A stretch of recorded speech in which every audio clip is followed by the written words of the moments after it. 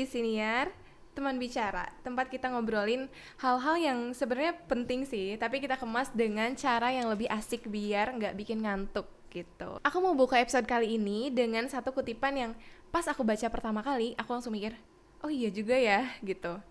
Pramudia Anantatur pernah nulis, orang boleh pandai setinggi langit, tapi selama ia tidak menulis, ia akan hilang di dalam masyarakat dan dari sejarah.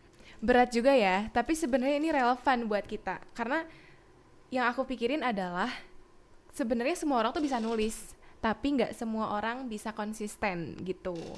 Dan hari ini kita akan ngobrol dengan seseorang yang udah bener-bener menghayati kutipan itu. Bukan cuma tahu, tapi beneran dijalanin setiap minggu, bahkan mungkin setiap hari ya. Bapak adalah Bapak Dr. Edi Suroso. Bentar Pak, maaf.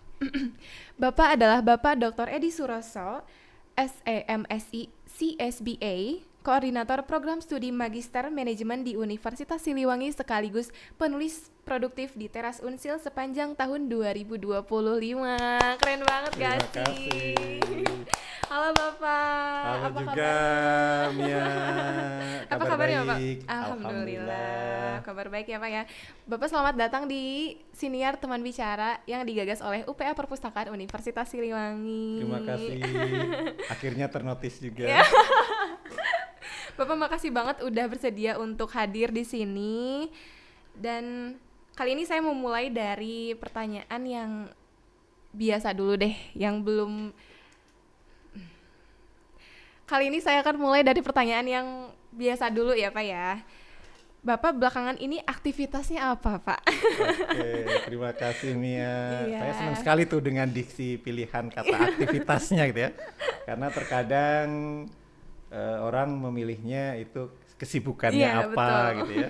Jadi kalau aktivitas itu memang aktif yang dilakukan secara sadar gitu ya. Betul. Ya saat ini sedang bertugas sebagai koordinator program studi MM yang memang bersiap untuk membawa prodi MM untuk unggul sehingga banyak hal yang memang harus ditransformasi gitu ya. Oke. Di luar itu saya aktivitasnya ada yang hampir setiap hari gitu ya, setiap hari Rabu sih sebenarnya rutinnya itu saya ke desa-desa gitu ya. Dan juga beberapa kesibukan sebagai konsultan, ada beberapa klien di Priangan Timur ini. Di luar itu yang ringan-ringan saya memantau ini ya event lari gitu ya, karena saya juga sebagai runners gitu. Oh, Bapak atlet juga? Iya, di sisi lain juga sedang nyiapin anak untuk naik jenjang ke SMA sehingga juga harus Iya. banyak mempersiapkan gitu ya, gitu Oke. sih. Jadi Bapak ikut andil dalam Bapak bentar apa? Santai aja. Jadi Bapak ikut andil dalam pilihan anak untuk melanjutkan ke jenjang selanjutnya ya Pak ya? Betul, memang mempersiapkan karena kita juga harus sadar gitu ya, persyaratan untuk masuk SMA yang diinginkan anak Iya. itu tidak mudah, maka memang Betul. harus jauh-jauh hari kita siapkan gitu. Dan Oke. saya kawal. Berarti lumayan padat ya Pak ya aktivitas Bapak? Harus padat sih. Harus padat. Gitu. Nah, sebenarnya ini yang bikin saya penasaran, Pak. Karena kan Bapak adalah koordinator Prodi MM juga ya. Kemudian tadi mendampingi anak, kemudian juga sebagai runners dan sebagainya gitu kan. Nah, dari semua itu Bapak masih sempat untuk menulis nih, Pak. Karena juga Bapak tadi merupakan penulis terproduktif di Teras Unsil ya, Pak ya.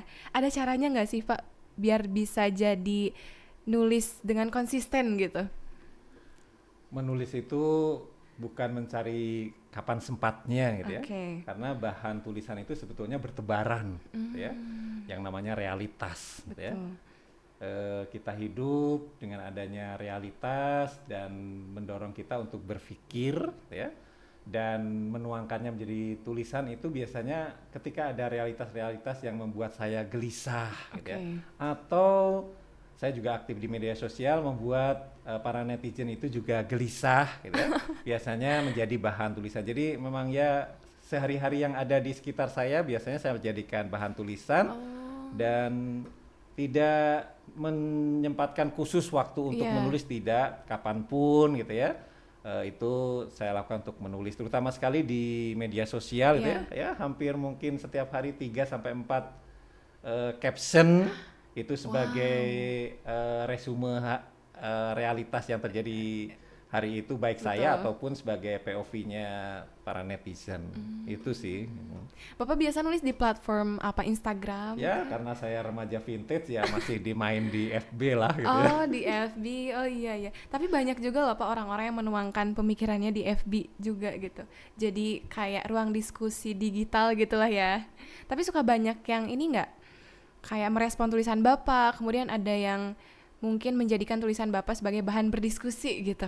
Betul sekali gitu ya, dari realitas-realitas kegelisahan saya atau kegelisahan netizen yang saya tulis di FB itu seringkali mendapatkan DM gitu ya untuk berdiskusi lebih lanjut. Lebih banyaknya sih berkonsultasi gitu ya, karena hal-hal yang saya tulis lebih banyaknya ke motivasi ya, terutama sekali saya tujukan kepada para pelaku UMKM gitu ya. Itu sehingga mereka merespon tulisan saya itu, dan biasanya juga para alumni itu merasa terhubung gitu ya, karena cita rasa di kelas itu masih bisa mereka rasakan di platform FB gitu ya. Seperti itu. Oh, berarti selain Bapak seorang penulis, Bapak juga sebagai motivator gitu ya Pak ya? Betul sekali. Wah, keren banget Pak. Tapi kan tadi Bapak bilang kalau ide menulis itu bertebaran ya Pak ya. Tapi Bapak pernah nggak menemukan satu momen di mana Bapak tuh nggak nemu ide untuk menulis gitu? Betul sekali, sebetulnya ide itu bukan dicari sih sebetulnya ya. Jadi sebetulnya kalau kita meng-on-kan radar untuk menangkap ide gitu ya, itu pasti ada aja gitu ya, karena nggak mungkin ya kita ketika ada realitas gitu ya.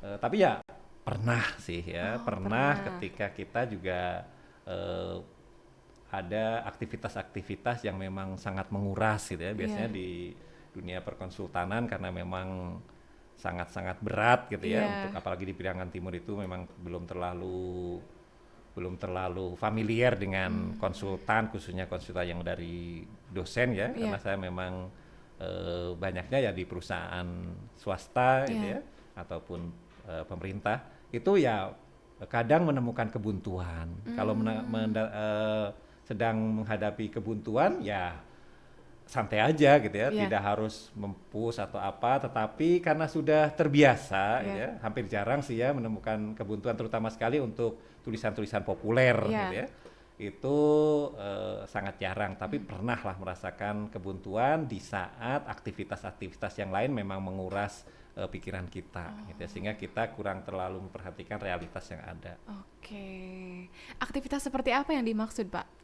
Ya tadi seperti ketika memang nyiapin anak mau lomba gitu ya, udah nyari idenya, terus draftingnya, kostumnya, gitu, ngelatih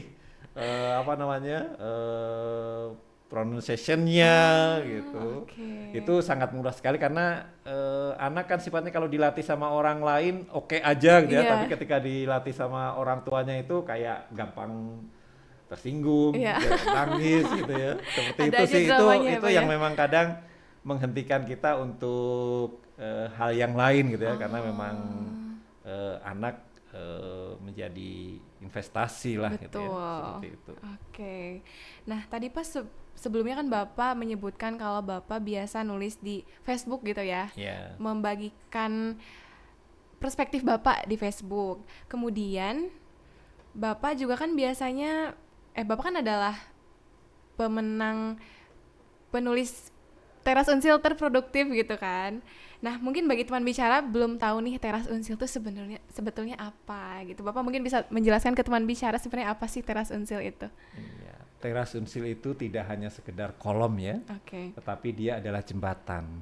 Karena Unsil itu memproduksi banyak pemikiran, ya, yang saat ini betul sudah banyak terpublikasi, baik itu proceeding ataupun di jurnal.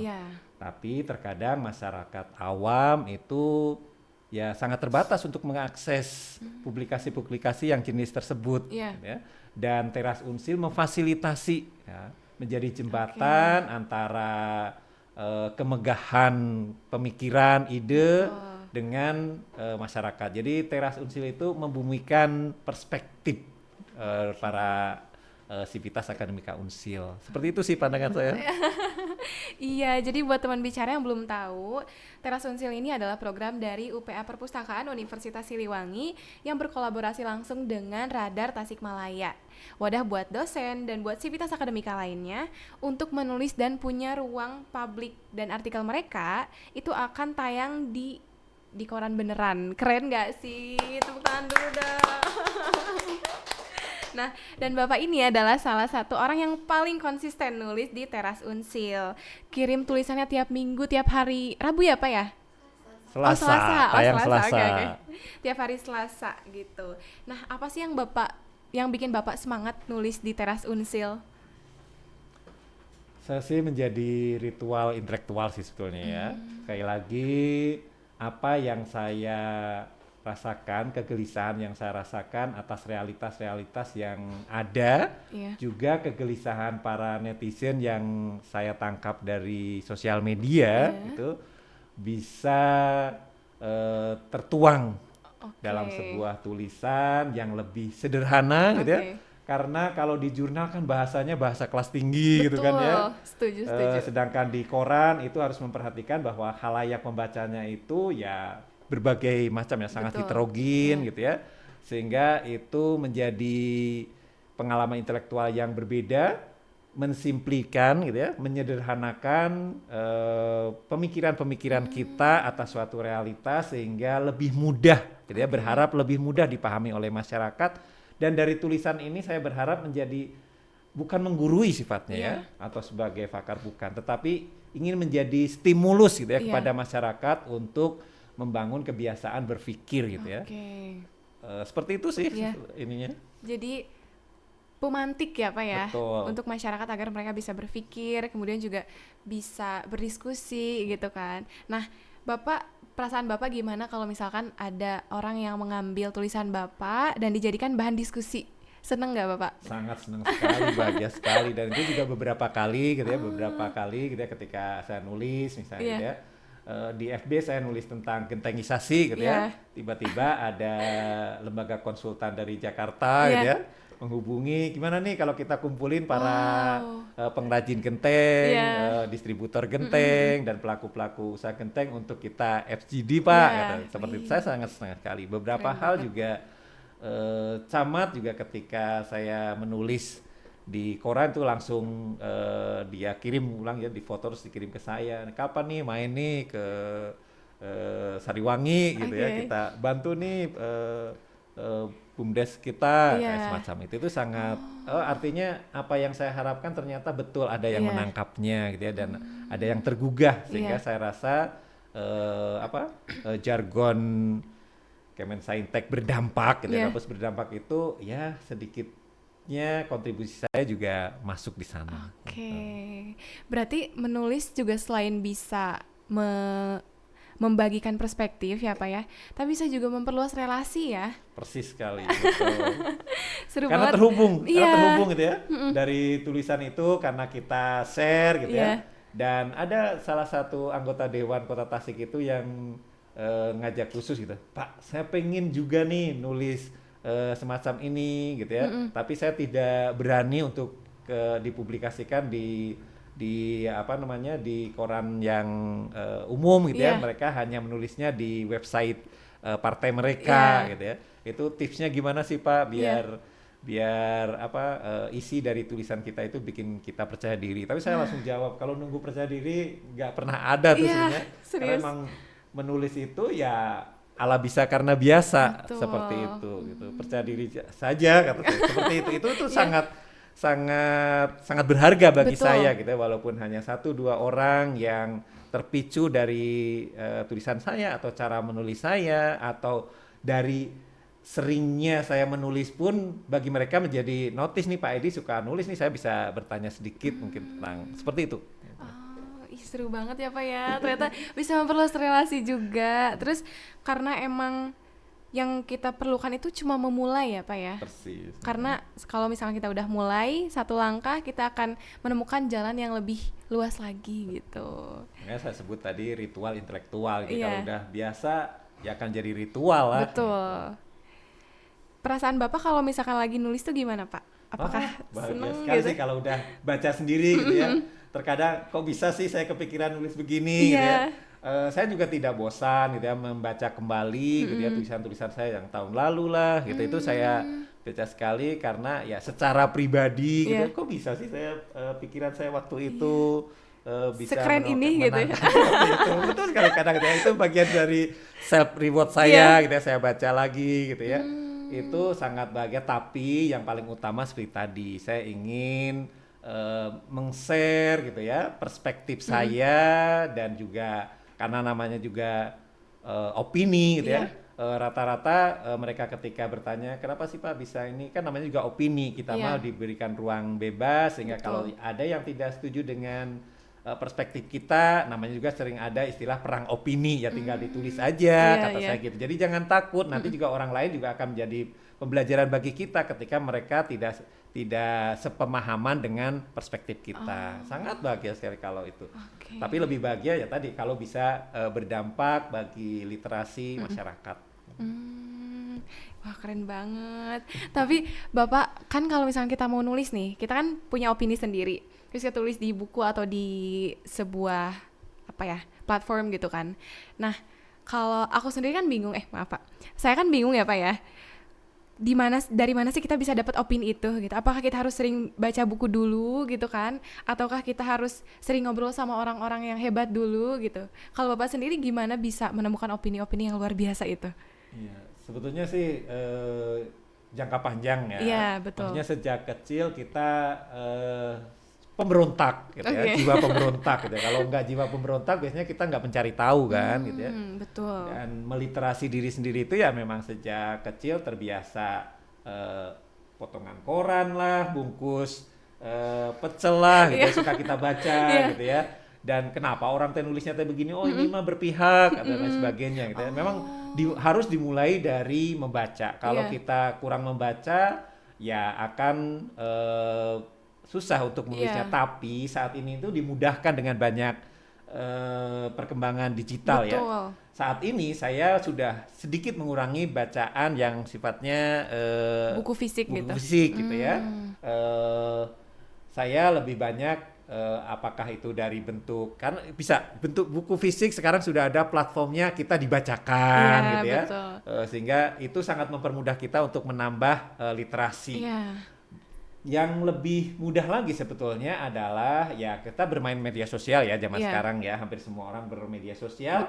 Dari media sosial itu kan ada yang membuat kita itu melewatnya gitu ya, men-skipnya gitu ya. Tapi ada yang kita tonton sampai selesai. Oh berarti kita tahu kita itu ada interesting dengan konten media sosial tersebut. Dari konten media sosial tersebut ya, oh saya kayaknya ingin memberikan perspektif saya sih daripada kita mengetik yang negatif gitu ya. Perang di itu ya hanya akan jadi sampah gitu digital gitu ya. Ya kita tulis aja jadi tulisan perspektif kita. Tapi untuk mengukur kita tertarik atau tidak dari realitas-realitas yang atau konten-konten di dunia maya itu, ketika kita menontonnya sampai selesai itu berarti kita ada engage terhadap tema atau isu tersebut. Dari sanalah langsung aja gali, kita cari, googling gitu ya. Googling ini teh apa dan sebagainya. Bahkan sekarang juga sudah ada bantuan ChatGPT, tetapi ketajaman, keluasan dari tulisan kita ya tadi dimulai dari ketertarikan kita atas suatu konten, kita cari perspektif lain dan sumber-sumber lain, barulah kita wujudkan jadi tulisan. Itu lebih mudah saat ini. Tapi kalau untuk mengisi otak kita dengan perspektif, kalau kita sudah berkurang nih rasa balas baca yang cetak, sudah ada juga platform yang mendengarkan buku gitu ya, membaca buku tapi sambil dibacakan oleh platform tersebut. Kita tinggal pasang headset saja, kita dengerin. Oh, ada Pak yang ada, dan kita bisa memilih nih buku apa dan sebagainya. Sehingga kita tetap kapanpun dalam perjalanan kah gitu ya, dalam aktivitas yang tidak terlalu mengganggu, kita bisa sambil mendengarkan dibacakan buku tersebut. Kalau boleh tahu platformnya apa Pak? Saya sih lupa ya apa platformnya. Soalnya penasaran kayak bagus ada banget sekali gitu ya. Jadi kalau kita itu sih jadi algoritma media sosial gitu ya. Jadi apa yang kita browsing gitu ya, itu akan masuk ke kita iklan bersponsor yang hal-hal yang terkait dengan hal-hal yang kita browsing. Dan platform dibacakan buku itu pun juga tiba-tiba muncul aja di di FB saya gitu ya, dan saya berlangganan dan ternyata memang sangat membantu. Pertama lebih murah gitu ya, dan juga lebih efisien dalam sisi waktu, karena kalau buku fisik kadang tertinggal, kadang ditas seperti itu. Kalau buku digital tadi kayak lebih fleksibel gitu ya Pak ya? Betul sekali. Itu bisa menjadi sumber kita untuk melakukan mempertajam perspektif kita, memperkuat perspektif kita. Karena emang zaman sekarang tuh kita tuh kayak dipermudah gitu ya Pak ya. Persis sekali. Banyak AI-nya tuh macem-macem lagi. Terus aku juga, saya juga nemu ini loh Pak, kayak AI dia tuh bisa nge-review satu buku gitu. Betul. Jadi kalau misalnya kita mau tahu tentang sesuatu yang ada di buku, kita tinggal ngasih pertanyaan, nanti dia yang jawab gitu. Jadi kita nggak perlu keseluruhan baca bukunya. Betul sekali. Tapi sebagai catatan, AI itu adalah tools ya, bukan karya. Iya, betul. Jadi jangan pernah tidak punya pikiran bahwa orang lain juga tahu ini adalah tulisan AI. Tetapi setiap orang itu punya sidik karya. Betul. Ya, maka dari AI tersebut ya improve sebanyak mungkin keaslian kita gitu ya, sehingga tools itu optimal untuk kita, tapi jati diri sidik karya kita tetap eksis. Saya juga pernah dengar Pak kata Prilly itu kan sekarang AI lagi banyak banget. Cara para dosen ngebedain AI itu katanya ngelihat dari tulisannya, karena kan emang gampang dikenali ya Pak ya. Terus dilihatnya tuh dari intuisinya. Katanya berarti emang tulisan yang beneran manusia tuh emang kerasa ada intuisinya gitu, apa gimana Pak? Iya betul sekali. Kalau dosen ini sebenarnya sangat mudah sekali gitu ya, dari ciri-ciri hasil tulisan AI. Tapi itu tidak bisa dilepaskan gitu ya. Betul. Yang perlu dosen kasih tahu ke mahasiswa itu adalah ya tadi, bahwa apa yang kita prompt-kan itu memang menunjukkan seberapa besar kecerdasan kita gitu ya. Jadi kalau semakin sederhana prompt yang kita kita tuliskan, ya AI juga akan secara mengenerate-nya juga secara general. Tapi AI juga semakin kita berinteraksi, semakin AI tahu cara berpikir kita, itu dia juga akan mengimbanginya. Lagi-lagi AI adalah tools dan kita harus memberikan keaslian kita juga. Betul. Jadi tidak harus serta plek-ketiplek gitu ya, di copy paste. Jadi kita memang harus baca, kita harus kita olah gitu ya. Itu sangat membantu, sangat banyak membantu gitu ya. Dari sisi waktu itu sangat membantu sekali. Dan juga kalau zamannya saya itu adalah sangat susah mengakses informasi gitu ya, ataupun teknologi, teman-teman mahasiswa dan juga masyarakat umum saat ini kebanjiran informasi. Maka tugasnya bukan mengakses lagi, tetapi adalah menyeleksi dan memilih mana informasi yang memang relevan dengan apa yang sedang kita kerjakan. Begitupun juga dengan ketika kita meng-prompt AI gitu ya, itu ya memang akan menunjukkan gitu ya. Maka kalau saya sih, kalau tugas biasanya juga harus disertakan prompt-nya. Itu tuh yang akan saya nilai adalah prompt-nya, tidak hanya hasil tulisannya. Oke, keren banget. Bapak silakan diminum dulu Pak. Siap, terima kasih.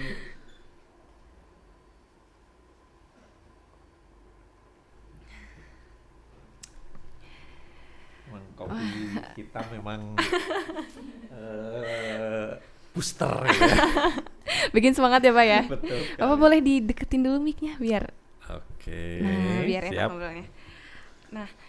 Nah sekarang kita bakalan bahas sesuatu yang penting untuk diangkat ya Pak ya. Bapak merupakan penerima penghargaan penulis terproduktif di Teras Unsil tahun 2025 nih. Nah, waktu Bapak dapat penghargaan, gimana perasaan Bapak? Sebetulnya sudah menduga juga, karena itu kan sangat kuantitatif ya, tidak dinilai dari kualitas tulisannya, walaupun oleh editor pastinya juga sudah diseleksi secara kualitas gitu ya. Tetapi ukuran pada saat penghargaan kemarin adalah kuantitas ya, jumlah tulisannya. Sudah menduga juga gitu ya. Karena kita juga bisa menghitung kan gitu ya. Selama 1 tahun itu kita berapa tulisan gitu dan masuk enggak nih gitu. Tetapi itu juga bagi saya juga sangat membahagiakan gitu ya, karena hasil-hasil pemikiran kita, walaupun niat saya adalah sharing perspektif, tetapi juga diberikan apresiasi yang sangat luar biasa oleh Kepala UPA Perpustakaan Unsil ini gitu ya. Dan itu juga menjadikan saya lebih percaya diri lagi gitu ya, ketika misalnya untuk menulis gitu ya. Dan sebetulnya bukan itu tujuan utama saya untuk mendapatkan penghargaan itu, tapi sekali lagi adalah sharing saya untuk perspektif saya, perspektif atas penghargaan itu adalah legitimasi keberanian saya seperti itu, dan itu juga mudah-mudahan bisa menjadi inspirasi bagi anak saya. Penghargaannya kalau boleh tahu bentuknya seperti apa Pak? Kita dapat tablet ya, sangat luar biasa gitu. Demi apa? Keren banget.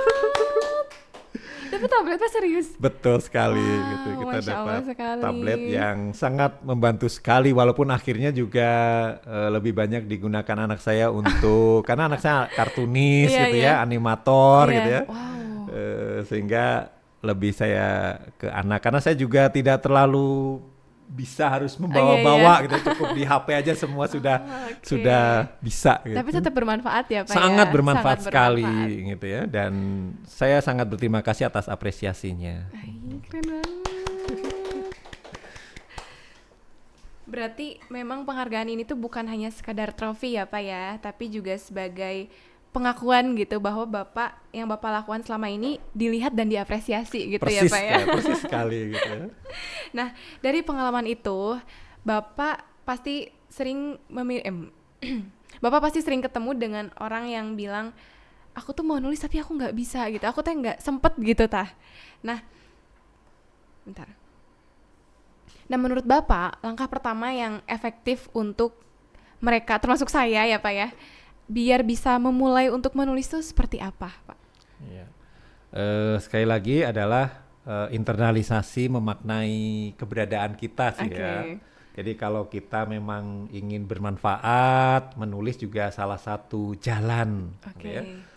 Dan seperti tadi yang Buya Hamka sampaikan, yang Anda kutip kan, kita akan hilang gitu ya. Betul. Dari secerdas apapun, kalau kita tidak punya tulisan ya akan hilang, karena tulisan itu akan abadi. Apalagi di zaman digitalisasi gitu ya, Microsoft itu udah nyiapin gudang sebesar apa gitu ya, yang bisa kita selipkan untuk buah-buah pemikiran kita.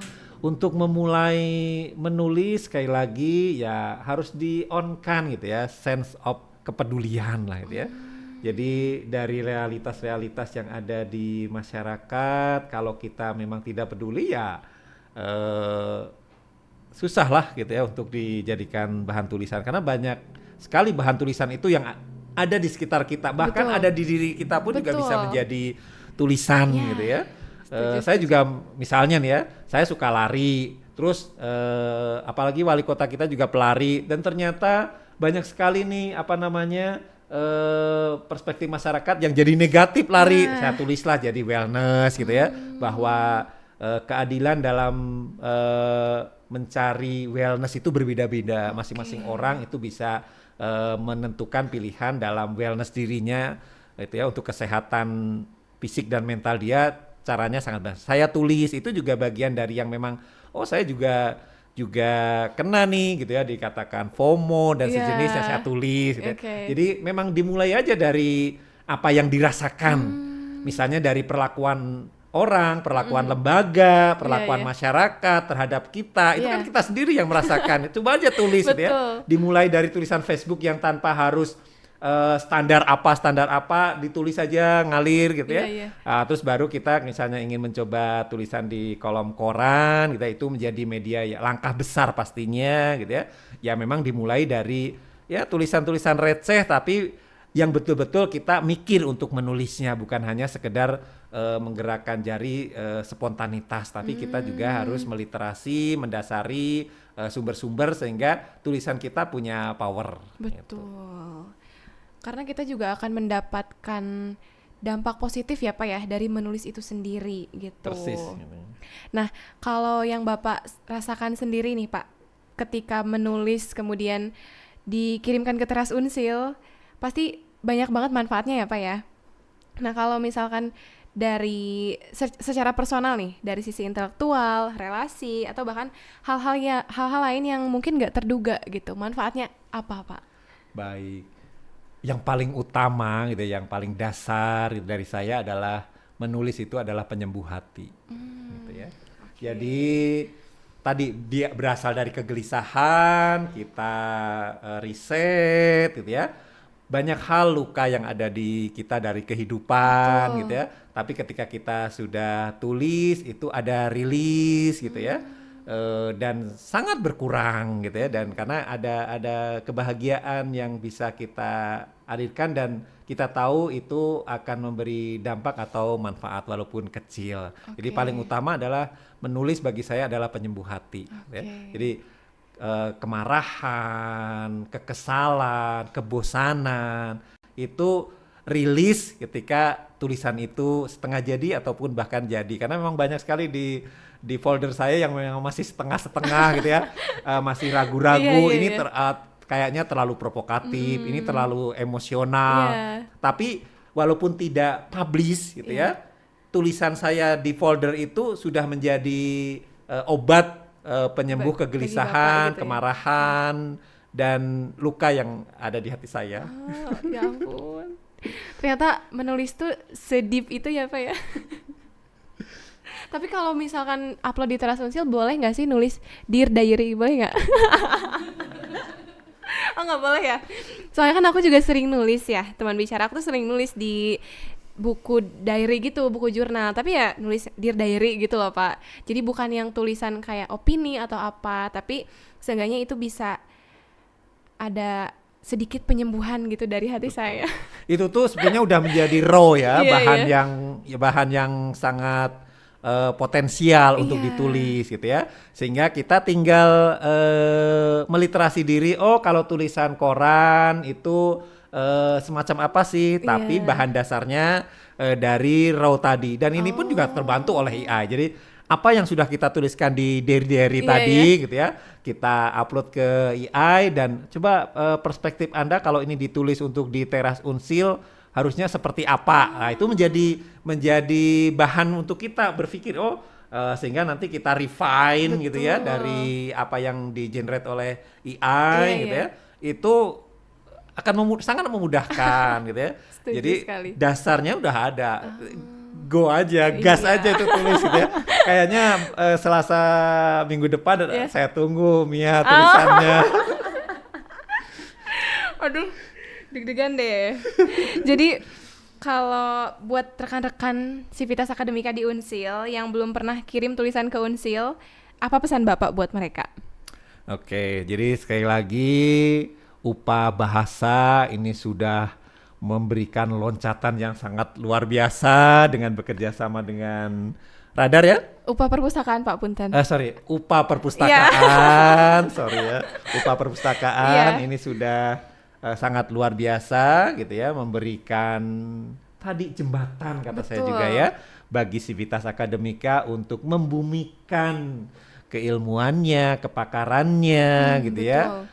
Perspektifnya agar bisa berdampak pada masyarakat ya, karena kalau kita hanya terjebak pada rutinitas dosen khususnya gitu ya, rasa pegawai gitu ya, itu kita hanya akan mengulang ilmu pengetahuan, ya, pengetahuan yang ada. Karena ide gagasan itu ya biasanya berasal dari opini sih gitu ya.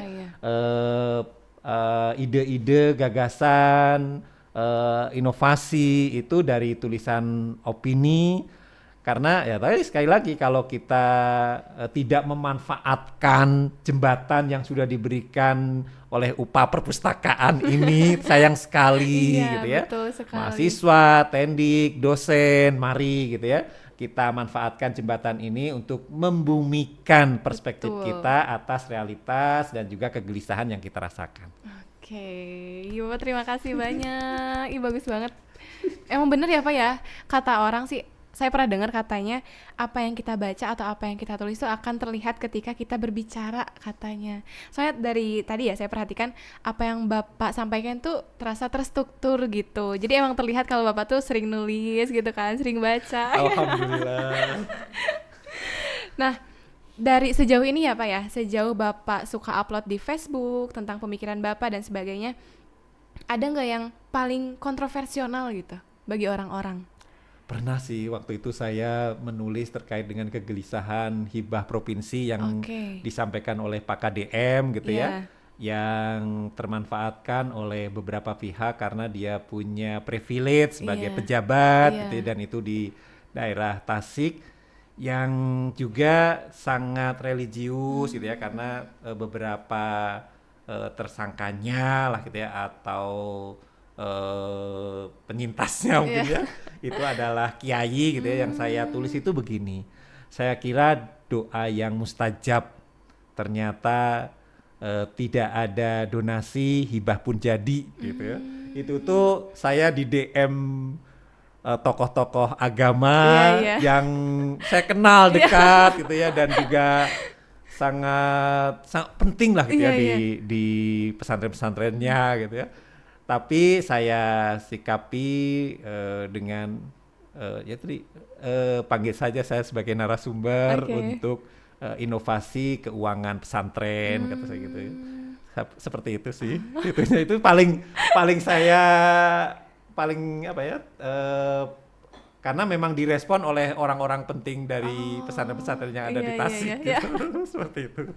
Tapi ada ini nggak Pak, kayak duh trauma nih bahas ini gitu, ada perasaan kayak gitu nggak? Nggak juga sih, tapi saya berusaha karena kita adalah dari sisi scientist gitu ya, itu bagaimana caranya maksud yang kita harapkan itu bisa masuk ke orang yang kita tembak, tetapi dengan cara yang lebih halus, elegan, tapi tetap menusuk, tetap menampar gitu. Jadi saya cari diksi-diksi yang tepat gitu aja sih. Tapi setelah kejadian itu, Bapak masih tetap menulis seperti biasa? Masih tetap beberapa hal masih tetap menampar orang-orang. Jadi saya ketika orang tersebut meresponnya dengan introspeksi diri dong gitu ya, di grup-grup. Karena kita ada di grup kan ya, dan orang itu tertembak, itu tuh kena nih gitu ya. Atau ketika misalnya di SW Story dia sudah lihat, alhamdulillah sudah dilihat nih. Itu ya saya memang tadi pemberontak sih pada prinsipnya gitu ya. Dan tidak semua hanya akan rutin gitu ya kalau kita tidak memiliki jiwa pemberontak gitu ya, tidak ada radikal gitu ya. Inovasi tidak akan terjadi dengan rutinitas gitu ya. Jadi butuh pemikiran-pemikiran liar, butuh pemikiran-pemikiran yang memang pemberontak untuk tinggal langkah berikutnya untuk hilirisasi adalah semuanya harus menjadi manfaat. Jadi kita berbicara bukan hanya hal yang benar, tapi juga harus hal yang bermanfaat, dan juga adab tetap perlu kita sematkan. Betul, setuju sekali. Bapak kalau boleh tahu nama Facebook Bapak apa ya? Edi Suroso sih. Kalau di TikTok Jujur di TikTok saya endoktor gitu ya. Endoktor itu karena saya punya usaha telur asin gitu ya, beberapa waktu Covid ya. Endoknya Pak Doktor gitu ya. Jadi programnya Pak Ridwan Kamil waktu itu petani milenial gitu ya. terus berlimpah ternyata gitu ya dari program itu dari para peternak bebek ya saya tampung lah saya jadi ikan asin jadilah TikTok saya Endoktor gitu ya. Jadi dan itu menjadikan saya terhubung sih gitu ya. Edi masih ada gitu. Saya tetap eksis gitu aja sih. Berarti sampai sekarang Bapak masih tetap upload di Facebook gitu ya? Betul secara rutin? Sekali dan di TikTok juga sih. Oh di TikTok juga? Iya. Oh di TikTok. Kalau di IG kenapa enggak Pak? Di IG hanya reelsnya saja sih. Jadi dari Facebook ke gitu ya. Karena anak saya sering itu Pak tuh papi jangan sok bermuda lah gitu ya. Udah main di FB aja kan remaja vintage gitu ya. Tapi kadang kalau misalkan lihat di Facebook suka ada Bapak tahu ini nggak Quora? Kayak sama sih kayak platform Facebook suka lihat yang apa ya kayak dosen-dosen tuh pada adu argumen di situ tuh. Seru juga sih. Iya sih. Saya secara spesifik tidak karena memang ya tidak yang sangat aktif sekali gitu ya. Tapi juga sama di TikTok juga sama dosen tadi gitu ya. Ketika konten dibalas konten sih oke gitu sama seperti namanya juga perang opini. Betul. Dan itu adalah konsekuensi negara kita dan negara demokrasi. Ya, negara demokrasi itu sangat terbuka lebar gitu ya tentang hal tersebut. Yang paling pentingnya adalah dari keseruan mereka adu argumen itu kita bisa belajar bahwa kalau merespon sesuatu itu sebaiknya seperti ini, bahwa kalau benar kita tidak harus terlalu sangat berani gitu ya. Kalau salah pun juga jangan terlalu takut gitu ya. Itu sih ini. Noted ya Pak ya. Kalau benar jangan terlalu berani, kalau salah jangan terlalu takut. Jangan terlalu takut. Ih, keren banget. Quotes-nya ini sih nempel Pak di sini. Nah, oke. Ini terakhir ya Pak ya. Untuk mahasiswa dan dosen Unsil yang masih ragu untuk mulai nulis, terutama untuk upload di Teras Unsil ya Pak ya. Satu pesan untuk mereka. Saya sih udah ini ya. Ini gitu ya.